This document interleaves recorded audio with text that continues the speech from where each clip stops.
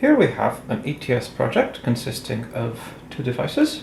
One of them is a virtual device running on this computer. The other one is a KNX IoT over Thread device sitting right there. Both of these devices each have a push button and a switching actuator, and the configuration inside ETS is set up to make the push button of the Thread device toggle the checkbox on the virtual device, and vice versa. The push button on the virtual device turns on an LED on the embedded device.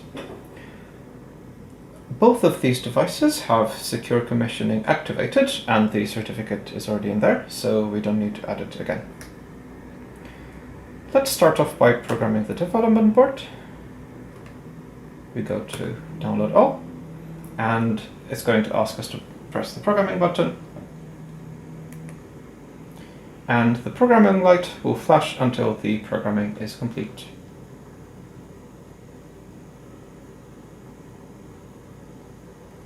Okay, this device has been programmed. We can switch to the virtual device now. It is programmed in the exact same way,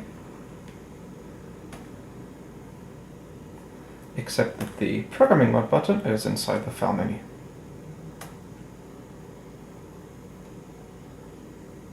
And now we can use the virtual device to turn on and off a light on the embedded device, just like so.